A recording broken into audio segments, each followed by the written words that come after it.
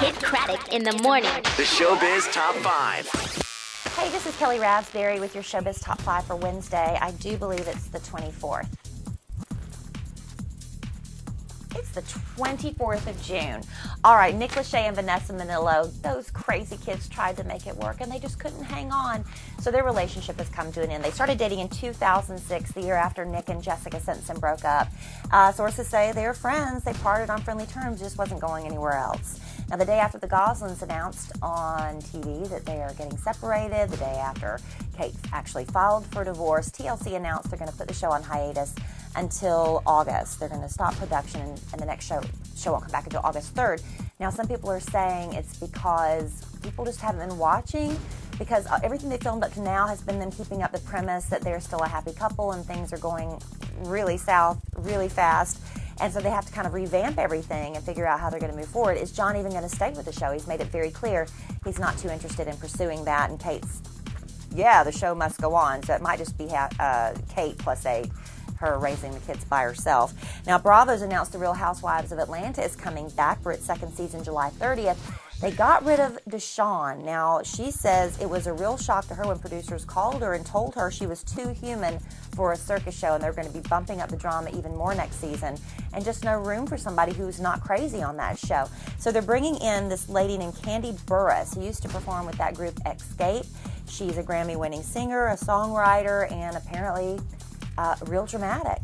There was word for a while there, a few months ago, before we found out they were getting a divorce, that Tamika Foster, Usher's wife, soon-to-be ex-wife, was in talks to be a part of the show, but apparently those negotiations fell through.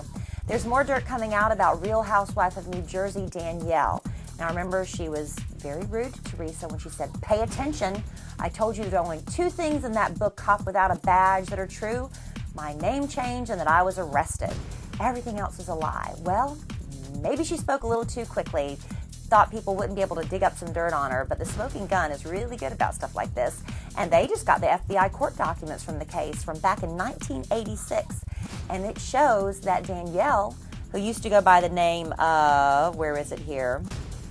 Beverly Merrill, was at the time working as a high-price call girl who went by the name of Angela. So her name was Angela, Beverly, and now Danielle. So anyway, at the time, one of her clients was a cocaine dealer, and she became his girlfriend and actually would deliver drugs for him. In fact, in this one instance, Daniel, her boyfriend, had her run some drugs to an apartment for this guy named Carmen, and it was supposed to sell the drugs for $24,000. Well, when Beverly Angela, whatever her name is, got there, she was held up at gunpoint. The guys stole the cocaine and took off. So to get even, Daniel kidnapped this Carmen guy, held him in his house for 3 days, and beat him while demanding $25,000 ransom, an extra $1,000 for his trouble, I guess. And Danielle, Beverly Angela, was the person that made the very first call to Carmen's dad saying, "You either need to pay up or your son's going to be hurt seriously or killed." So she was in a lot more deep than she wants us to believe. Now, she was arrested a couple months later when she was facing 20 months in prison. She plea bargained out, decided to testify against her boyfriend, and she got 5 months probation, while Daniel ended up serving 15 years. So sounds like her story about being, framed in the wrong place at the wrong time, there was a little bit more to it than just that. Now, Perez Hilton, he has been in a little Twitter war with John Mayer. That's been the most famous one, but other celebrities are taking to their Twitters to write about this instance, basically, that Perez got what he deserved. Joe Rogan had some interesting things to say, Travis McCoy, and with that little guy from, Frankie Muniz, that's that Munoz. But what's the really cutest one is Kelly Clarkson. She was interviewed by a radio station yesterday, and she basically broke out in the giggles. You can go to YouTube and just type in Kelly Clarkson, Perez Hilton, and a couple of different interviews will pop up. But it's worth your time to check that out at the office today if you have speakers on your computer. And that's your Showbiz Top 5.